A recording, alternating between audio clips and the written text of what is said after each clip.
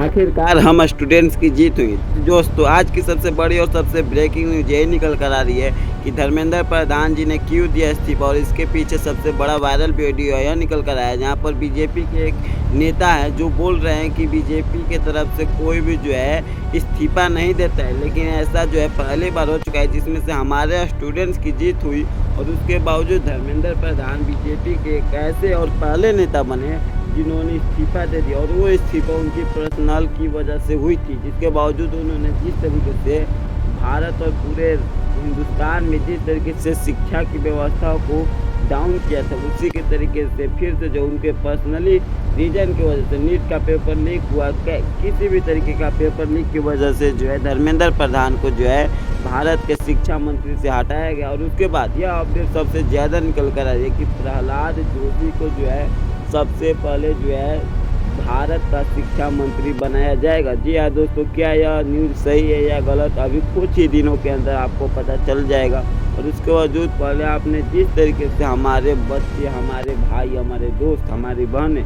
जिस तरीके से इन्होंने लड़ाई लड़ी और उसके बावजूद हमने जो जिस तरीके से भारत में एक ऐसा आंदोलन किया जो आगे आने वाले समय में इतिहास का नाम दोहराएगा, किताबों में लिखा जाएगा। 25 जुलाई 2026 को धर्मेंद्र तिवारी ने दिया शिक्षा मंत्री से इस्तीफा और इसका आंदोलन का नेतृत्व करने आए थे सोनम वांगचुक। 25 से 26 दिन तक भूख हड़ताल कर एक ऐसा इतिहास रचा जाएगा हमारे फिर से बिहार और पूरे भारत में।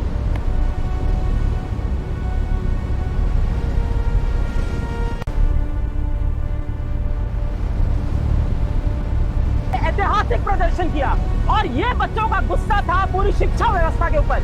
ये सिर्फ नीट की बात नहीं थी, इन बच्चों को लाठी से पीटा गया, जख्मी किया गया, पुलिस वालों ने पीटा और बहुत से गुंडों ने भी पीटा है। सरकार इन बच्चों से बात क्यों नहीं करती? ये हमारे देश के ही तो बच्चे हैं। एक बार आके इनसे बात कर लीजिए, इनकी प्रॉब्लम तो सुन लीजिए। इनकी मजबूरी है कि आज ये रोड पे आ गए। इतने सारे बच्चों ने नीट के चलते सुसाइड किया। बात सिर्फ नीट की नहीं, IIT की, CBSE की, SSC की, शिक्षा की, भर्ती की, सबकी बात है यहाँ पे जो हो रही है। और देश की नेशनल मीडिया जो गलत न्यूज चला रही है कि ये बच्चे पाकिस्तान के सपोर्टर हैं, ये बच्चे चाइना से फंडेड है, ये बच्चे टेररिस्ट है, एंटी नेशनल है, इतना गलत कर रहे हैं। सरकार से मैं यही कहूंगा, आप ही के बच्चे हैं, हमारे देश के बच्चे, इनका सपोर्ट करें। मैं अपनी तरफ से जितने हुए बच्चों ने आत्महत्या की है उनके परिवार वालों को पूरा सपोर्ट करूंगा, उनके घर के सारे बच्चों को पूरी शिक्षा दूंगा और सरकार से अपील करूंगा बातें सुन लो। और इस आंदोलन को सबसे ज़्यादा सफल बनाने में अगर हाथ है तो वो हाथ है सबसे ज़्यादा स्टूडेंट्स और सोनम वांगचुक जी का और सभी सर का। क्योंकि जिस तरीके से अलख पांडे सर ने जो है बच्चों को सपोर्ट किया, बच्चों को हौसला बढ़ाया, उस तरीके से जो है बहुत ही जल्द तो नहीं कह सकते लेकिन 26 से 1 महीने के अंदर जो है उन्होंने जो है धर्मेंद्र तिवारी को जो है शिक्षा मंत्री से इस्तीफा दिला ही दी। और जिस समय धर्मेंद्र तिवारी जी ने जो है उन्होंने शिक्षा मंत्री से इस्तीफा ली, उसी से एक दिन पहले जो है सोनम वांगचुक जी अपना जो 26वां दिन जो है अपना भूख हड़ताल को तोड़े और उसके बावजूद उन्होंने यह बताया कि हमारा मिशन सक्सेसफुल हो चुका है, जिसके बावजूद अब हमें एक नया भारत और एक नई शिक्षा की ज़रूरत है जो आपको आगे कुछ ही समय के अंदर, आपको कुछ ही दिनों के अंदर जो है नई सरकार की कैसे रणनीति रहती है और क्या भारत में शिक्षा का एक सिर्फ ड्यूटी नहीं बल्कि शिक्षा को एक उच्च स्तर पर ले जाया जाएगा, जिससे कि आने वाले समय में शिक्षा एक बोझ मैं अभी भी एक जिंदा ही हूँ। रंजन की तरह। ये 25वां दिन है मेरे अनशन का। 25वें दिन तक लगभग मेरा 11 किलो वज़न कम हुआ है और काफ़ी मांसपेशियाँ कम होने लगी हैं, मगर ठीक ही हूँ।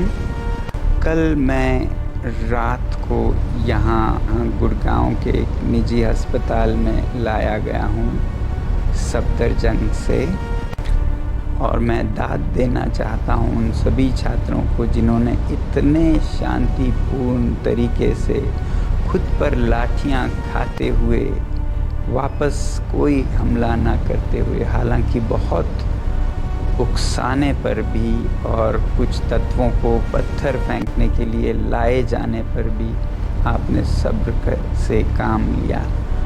मैं बहुत ही मेरा दिल पिघल गया इससे।